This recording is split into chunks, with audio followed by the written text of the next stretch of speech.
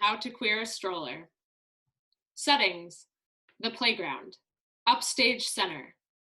There is a bench that seats 4 easily, a few sparse indications of playground equipment, perhaps a portion of a ladder and a slide, and a swing suspended in midair, and 4 beat-up plastic ride-on toys. The Queer Cafe, downstage right. There is a bar with a cash register and a platter of cookies with a glass bell over it and 2 stools. There is a standing door frame without a door and a window hanging from the grid.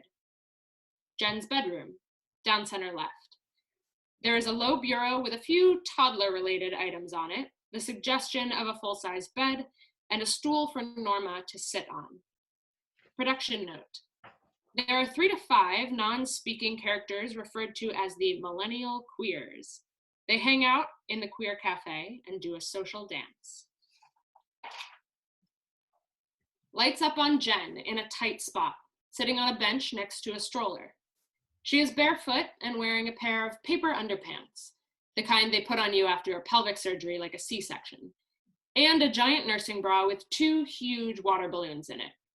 Her hair is messy and unwashed. She is not wearing makeup. She looks a little haggard. Scene 1. Meet Jen.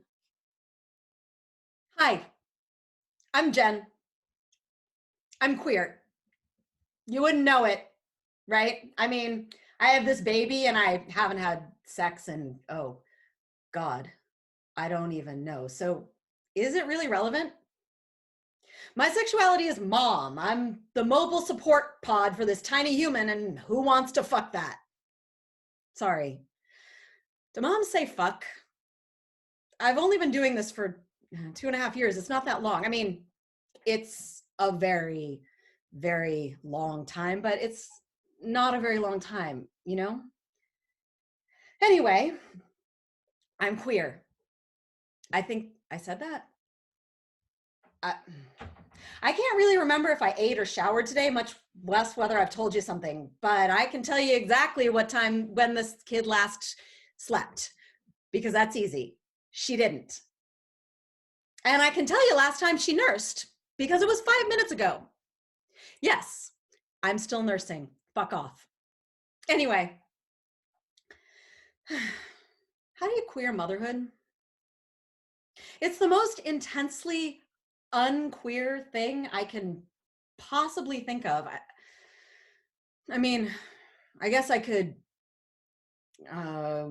put on a cage bra and dye my hair purple or something, but honestly, look at this. I just look homeless.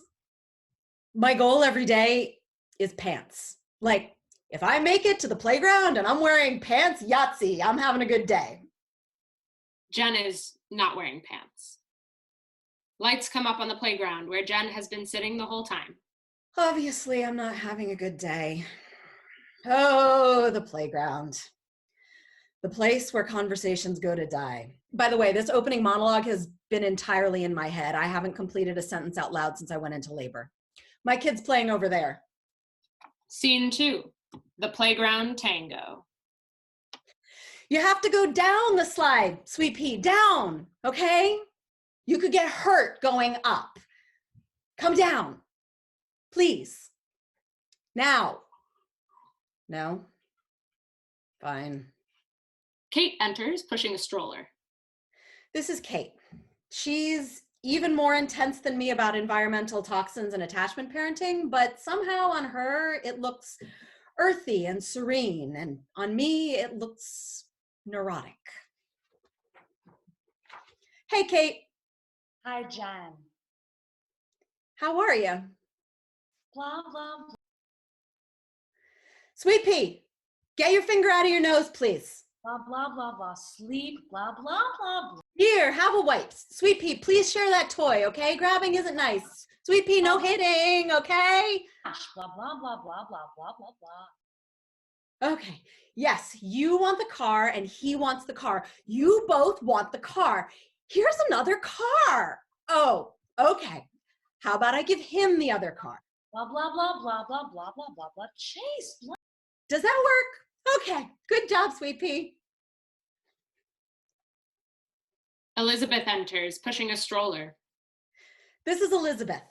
She's sarcastic and dry and says fuck a lot like me, but somehow on her it looks hip and relaxed, and on me it looks neurotic. Hey, Elizabeth, how are you? Blah, blah, blah. What did we say about grabbing, Sweet Pea? Blah, blah, organic. Oh, you want both cars. No, Sweet Pea, he gets one of the cars. Blah, blah, blah, blah. Tantrum, blah. Yes, Sweet Pea, that's how it's gonna be. Blah, blah, blah. Sleep. We can leave the park if we need to do that, okay? Blah, blah, blah. Rash. Okay, good job. Melissa enters, pushing a stroller. This is Melissa. She's a Marxist academic, and every once in a while manages to say something about her subject matter. I never understand her, but I don't know if that's because I'm brain damaged or because Marxism doesn't actually make sense. Hey, Melissa, how are you? Blah, blah, blah, blah, blah, blah, blah, blah. Jammies. Hat goes on your head, Sweet Pea. On! On! Blah, blah, blah, blah, blah, blah, blah, blah, blah, blah, blah, blah, blah, blah, blah, blah. Organic. The bench doesn't need a hat. It doesn't get sunburn.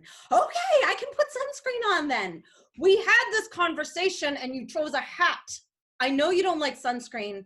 I know you don't like hats. Blah, blah, blah, blah, blah, blah, blah, blah, blah, blah, blah, blah, blah, blah, blah, blah, blah, blah, dialectical materialism. You have to wear sunscreen or a hat, Sweet Pea. Blah, blah, blah, blah, blah, blah, blah, blah, blah, tantrum. You get to choose. I'm giving you the choice. That's supposed to make you cooperative because you feel like you have some agency in the world, Sweet Pea. Blah, blah, blah, blah, blah, blah, blah, blah, blah, blah, blah, blah, blah, blah. Sleep. It's a big lie. You have no agency, but there are a million blog posts about how that's supposed to work. Behind Jen's last line, the music from Cell Block Tango has started to come in. Kate, Elizabeth, and Melissa use the ride-on playground toys in place of Fosse's cabaret chairs. We're losing our shit. We're losing our shit. We're held together by a thread. We haven't slept yet. We haven't showered. I wish the kid would go the fuck to bed.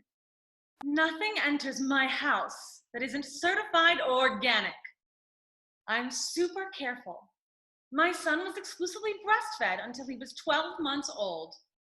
And after that, I only fed him kale and free-range turkey grown by a farmer I know personally in New Jersey. Crying and crying, and I couldn't get to stop crying.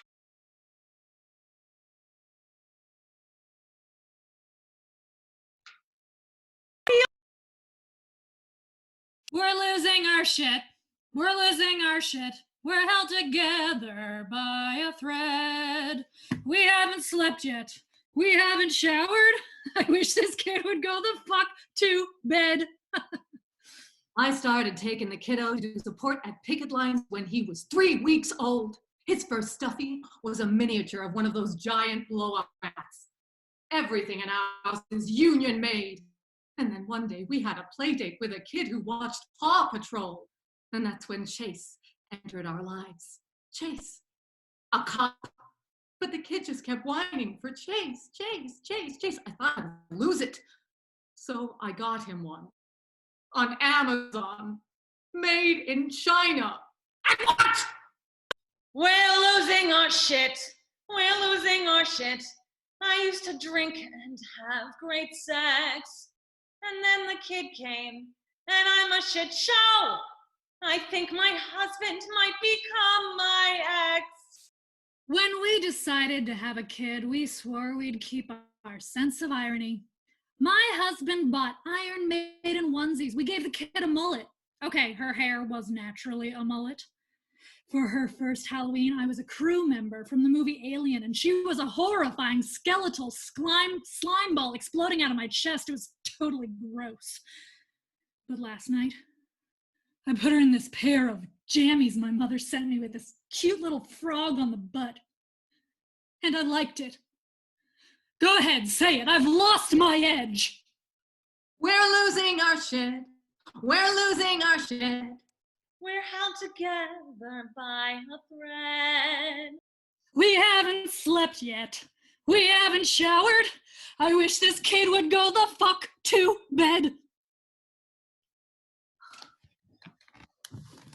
That's more exercise than I've gotten since I went into labor. I think I peed in my pants a little bit. I definitely peed in my pants a little bit. It's a warm, familiar feeling. Oh God, I'd kill myself without you guys, seriously. That's true. I would. Before I had a kid, I hung on to my queers for dear life because we were all adrift in the sea of otherness, but damn if the queers can't turn a life raft into a party. Now, I barely remember what that felt like. I'm adrift on a completely different sea now, and the fact is, this is who's on the raft with me. And they're good people, funny and kind and real. There's a strangely deep intimacy that happens when you're all totally sleep deprived, despondent, and covered in applesauce, and at the same time, deliriously and irrationally in love with a creature that cannot form a complete sentence. But it's not so much of a party, to be honest. My life raft's pretty much queer free now. A large group of millennial queers walks by, talking and laughing with each other. They each obfuscate or drag gender in a different way, and none has an obvious gender identification. They seem to have known each other forever, and they don't see the playground mommies at all. They separate to walk around Jen without missing a beat of their in-jokes while totally ignoring her. They're not actually here. Queers don't come onto the playground. Oh, unless they're doing childcare to support their organic, sustainably sourced mustache wax business. But even then, they wouldn't see me. I am completely off the gaydar. Before that thought becomes existentially unbearable, I'm gonna go get some coffee. Scene 3, the Ballad of the Queer Cafe. Jen heads away from the playground and stops short outside a neighborhood cafe. The millennial queers have made their way inside before her and are ordering coffee. They are doing a social dance and chatting with each other inaudibly. The social dance is a movement vocabulary of social interaction that indicates a shared set of understandings, assumptions, and physical signifiers that are opaque to Jen. We can clearly see a conversation, but we can't really follow its meaning.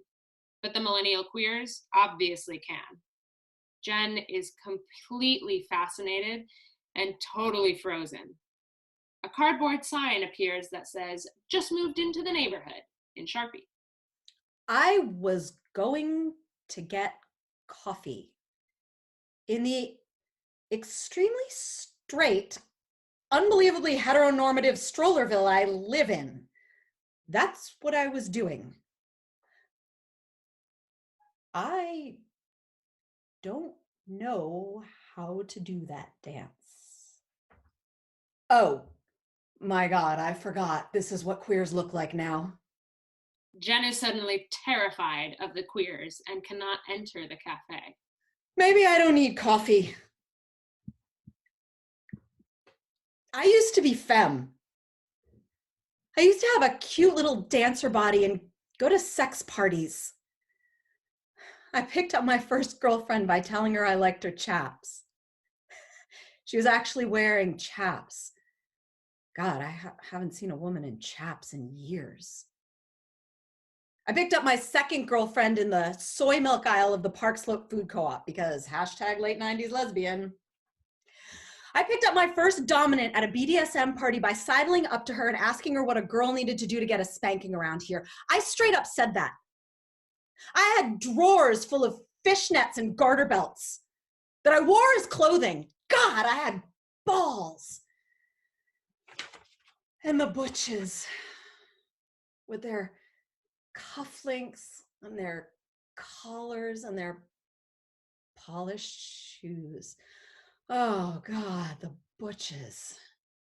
I could practically orgasm just walking next to a butch. The raw, explosive energy of the dress and the suit. The subversion of it ran electricity from my earrings to my cherry red heels. My point is, it wasn't mostly what I did or said, it was the fit. Butch is always reaching for femme, and femme is always reaching for butch. It's like a naked axon reaching for its dendrite. You're pulled through the world by this raw, exposed part of you, and it's looking for its fit. And the electrical jolt when it jumps the synapse in the soy milk aisle. This is a different science altogether. I never took this science. Jules enters behind the counter. Da-na-na-na-na. She is older than the millennial queers. Da-na-na-na-na. And she is clearly butch. Da-na-na-na-na. Bad to the bone. She obviously works at the cafe, but fits seamlessly into the social dance. Oh. That's science I took. That right there is a dendrite. Jen melts down. I need to find Norma. Jen disappears in a way that causes Jules to look over her shoulder but not see Jen. The queer cafe fades out. Scene 4, Norma and the corset. Jen rushes into her bedroom, which is currently covered in BDSM gear, clothing, dildos, etc., and parks her stroller. Norma is picking through these objects. Norma is a hyper-feminine person of indeterminate age, vaguely styled as a drag 40s movie star. She is wearing a large wig, jewelry, and a cocktail dress. She could be 40. She could be 70. Jen collapses on the bed. Norma! I couldn't get coffee. There was a dendrite in the cafe. What are you talking about, darling? This is Norma, my femme fairy godmother. I asked for Lois Weaver, but she was busy, so I got Norma. I'm honestly not sure if she's high femme or drag queen. A dendrite. A butch.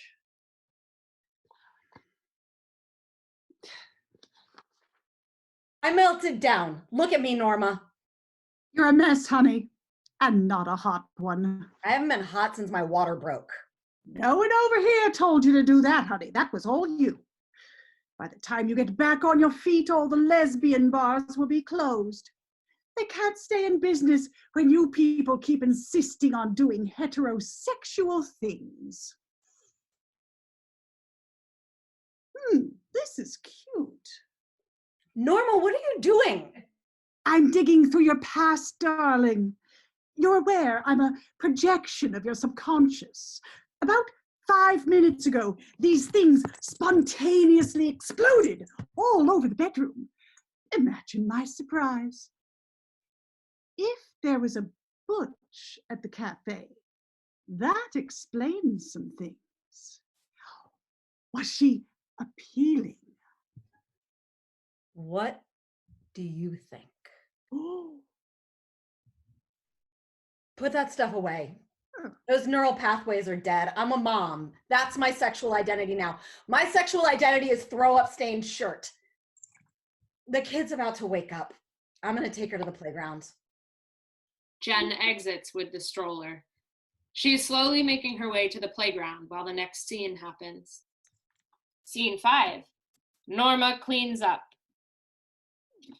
Norma watches Jen retreat, then starts shoveling all the toys and clothes into a bag.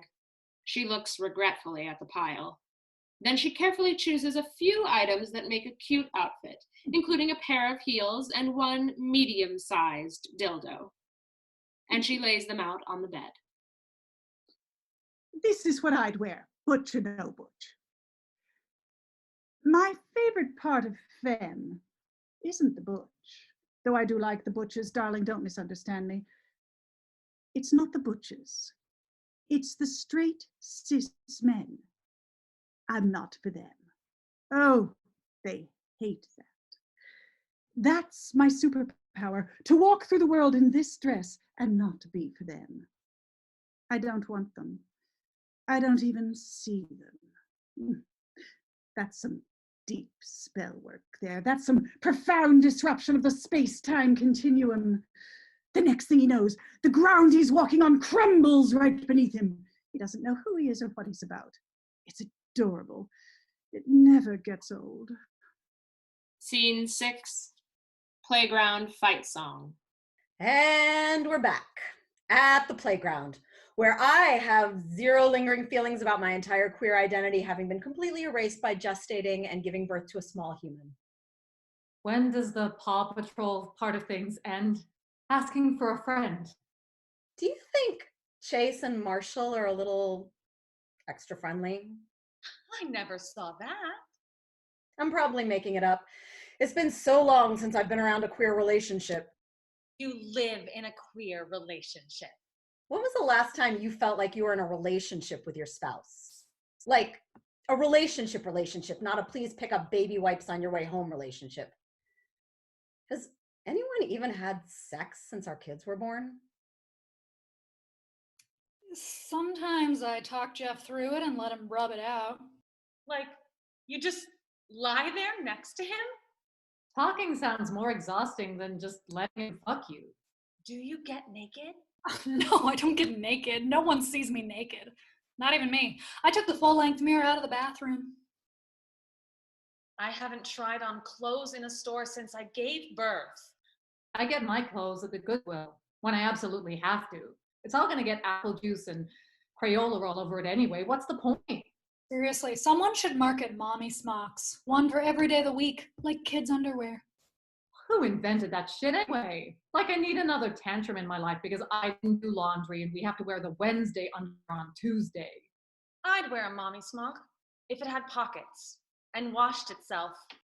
I want to get back to Jeff rubbing one out. Is that sex? Does that feel like sex? It's better than nothing. He doesn't complain. How do you even have the bandwidth to come up with something to say? When we were first together, he was out of town for business a lot and he'd write to me. He's forgotten. He thinks that I can read his mind. Alex gets sex once a month. It's on the list with paying the diaper service and Skyping my mother-in-law. My body's not for that anymore. I feel bad for Evan. He wants it, but God, at the end of the day, I just want everyone to stay the hell away from me. I'd be happy to have sex with him if there was a way to do it without him touching me. Anyway, if I had that kind of time, a bath would get to orgasm a lot faster than sex. Oh God, an uninterrupted bath in silence for 20 whole minutes. The women have 4 simultaneous, individual, quiet, orgasmic moments contemplating an uninterrupted 20-minute hot bath. I have a wife, not a husband, but the story's the same. I really am one of them. Our lives are feeling like aliens in our own bodies and Googling weird rashes and desperately trying to find a food substance our child will consent to eat. It's not a thing that I'm queer. It's not relevant. If it comes up though, whew, they're super supportive. Watch this. Sweet Pea's preschool is doing a family study, so they sent home this worksheet the other day with all these questions about the kids' fathers.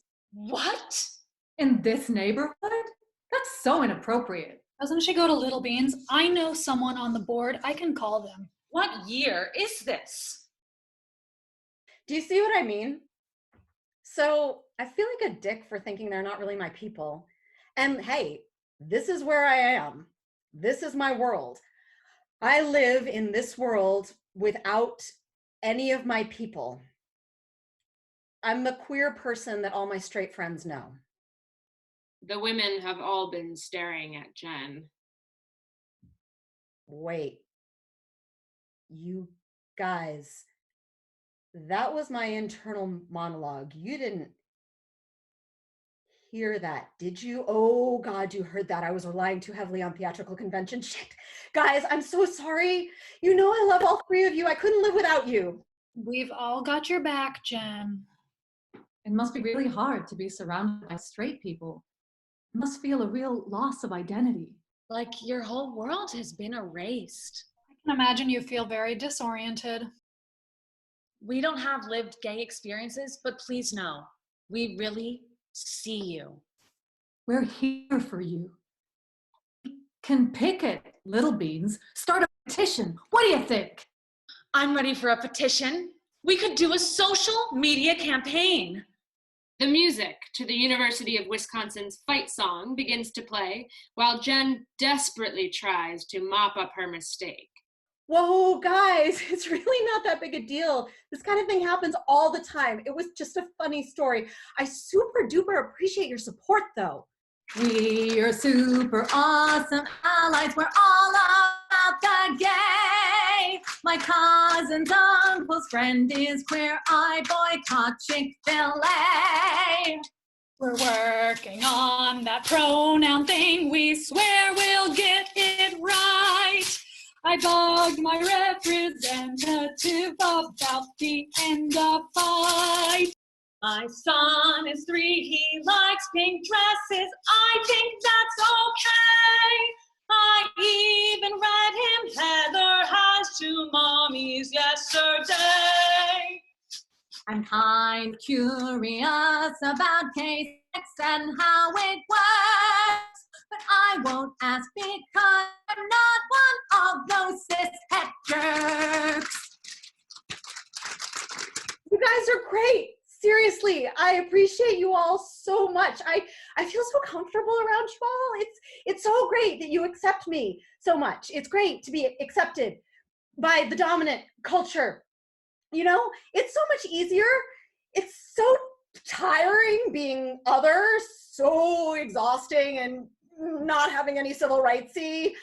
I'm just gonna take my super accepted self over to that cafe over there for a few minutes to get some coffee. They have great coffee there. Boy, I could really use some coffee in my life right now. It would be good to be around some coffee. Be back later. Jen pushes the stroller toward the queer cafe. Scene 7. How do you queer a stroller? Jen is back at the queer cafe where the millennial queers are doing their social dance. As Jen tries to sort out her sense of alienation and self-consciousness and figure out how to enter the cafe, a group of them streams out together, walking right by her as in the end of scene 2. How do you queer a stroller? I mean, you queer it by being queer and pushing it, right? Do I need Sue Ellen Case and Judith Butler to fucking write me an unintelligible treatise on how to queer this stroller? No, I do not. No, ma'am, I do not. Check it out. This is a queer stroller because I'm queer. I'm so fucking queer. I'm so queer. I look straight. That's dangerous, you know? I'm an enemy of the state. I'm subversive as hell. I'm an existential threat to the patriarchy because you can't see me. I'm so stealth, I can just sneak right up under their millennia-old hegemony and nuke it. Bam! Right? I am the most secret weapon of the super secret cabal of queers plotting the total and complete destruction of the white supremacist heteropatriarchy. I'm a hothead paisan in middle-aged drag. And you know what gives me this power? This fucking stroller. Because you know what it does? It renders me completely invisible.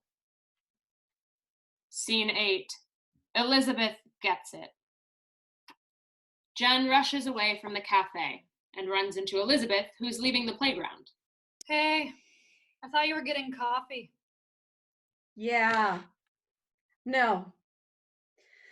Hey, I'm sorry about what I said. Seems like maybe you need to be around some gay people. Queer is the word I use. It differentiates me from trans exclusionary feminists and puts me in solidarity with... Never mind. Okay.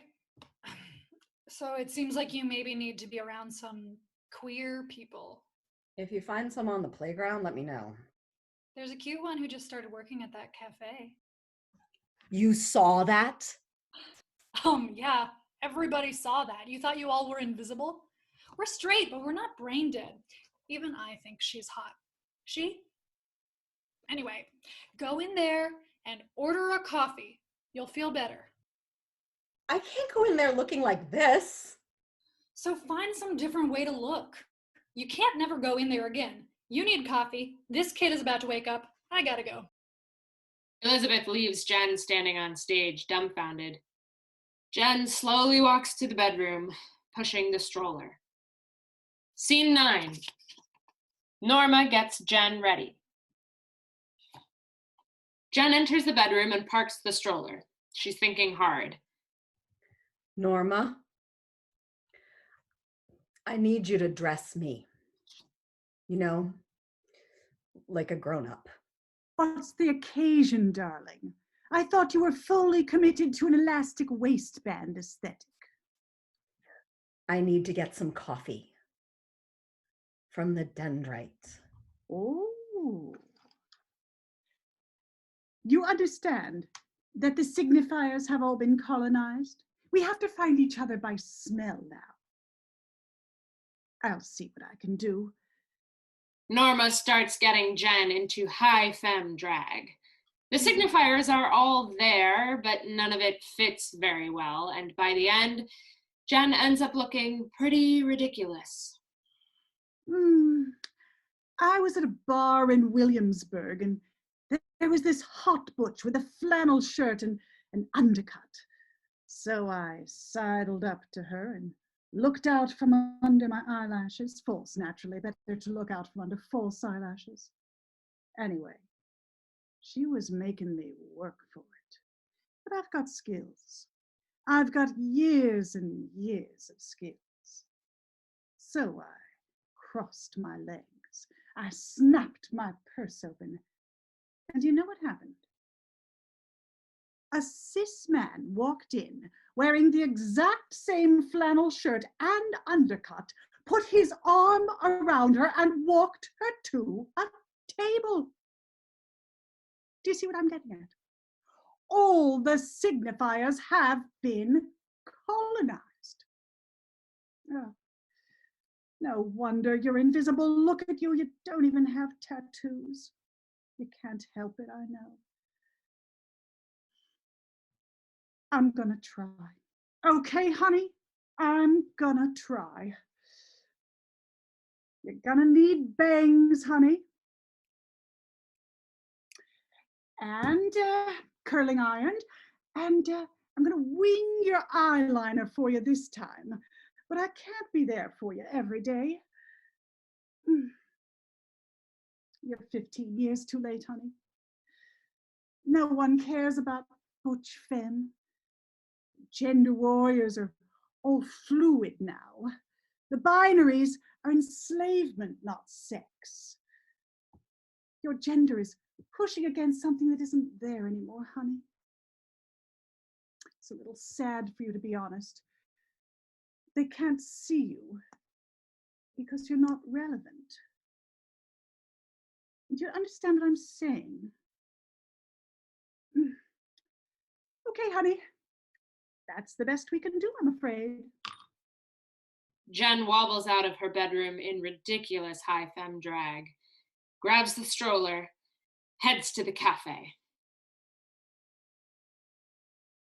Scene 10. Conversation with Jules. Jen maneuvers her stroller into the queer cafe and begins ordering coffee from Jules. The millennial queers are in the background. The water balloons in Jen's bra have become punctured, and milk is squirting everywhere. Medium coffee, please. I'm Jen. Nice to meet you. I'm Jules. You're the most beautiful human I've ever seen. I haven't had sex in 18 years since I pushed this baby out of my vagina. I'm gonna need you to fuck that vagina right now. Where's the bathroom? Nice to meet you, Jules. So, how old's the baby? You're the most beautiful human I've ever seen. Seriously, Jules, I don't have time for this. The kid's only going to be asleep for another 15 minutes. If we go to the bathroom, I swear it won't take that long. 2.5. You're nursing. You noticed my tits? Did you notice my tits? They are my best feature these days. Do you want to get a closer look at my tits, Jules? Because I will give you a very, very close look at my tits, Jules. Why do you ask? Wait. Do you think it's gross that I'm still nursing my 2.5-year-old? Because I read the average age of weaning internationally is 2 to 7 years old. 7, Jules. No, I don't know where that number comes from, or even if it's actually true. And now that I think about it, it's probably not true. But Jules, if you fuck me in the bathroom right now, we don't have to talk about any of it. Oh, you're leaking a little bit. Sorry if that's rude. Anyway, nice to meet you. Jess, I hope you get a little peace and quiet before the baby wakes up. Jules moves on to the next customer. Jen is left staring at her coffee and her stroller and her insane outfit. She heads back to the bedroom. Scene 11. This body isn't for sex. Jen trudges back into the bedroom with the stroller, holding her coffee. Norma is fixing her hair in an imaginary mirror. She arches her eyebrow at Jen as she walks in, but doesn't say anything. Jen flops on the bed. Norma, what was I doing back there? This body isn't for sex. I don't even want sex. I mean, I want sex. I want someone to want to have sex with me, but the actual having of the sex, not so much. God, it's so much work. All the pumping and sweating and strapping on of things and finding the things to strap on. I don't even know where they are. I emptied out that drawer to put diapers in. You're leaking, dear. You should take care of that. What's a queer who doesn't have sex, Norma? What's the point of that? I'm like a pride flag outside of TD Bank in June, a vague gesture towards gay without any actual subversion to back it up. Do you want to fuck the dendrite, dear? No. God, no. I don't want to fuck anybody. I just want to feel queer again. I just want to be recognized by my people when I walk down the street. It's not the sex. It's the millisecond of eye contact with a stranger on the street where you say, I see you, queer, and they say, I see you back, and you keep walking. But you both know that your very existence is a subversion. That's what I can't live without. I become all the things I was trying to subvert, Norma. How can I create an oppositional identity without anything to oppose? Norma, are you listening to me? I'm having an existential crisis here. Honey, you need to calm down. Take that dress off. Jen obediently takes the dress off. Take off those too, honey. You should have taken those off years ago. Jen takes off the paper underwear. She's not wearing anything underneath. Now, those. She indicates the bra and now deflated water balloons. I need those. I need those to feed my kid. You're not taking them off forever. You're taking a little break, honey. Trust me, you're still a mother without them. Jen takes them off. She's entirely naked now. You're lovely, honey. Just lovely. Look at you. This body grew and birthed a child. That's a lot of power, honey. That's a lot of beauty.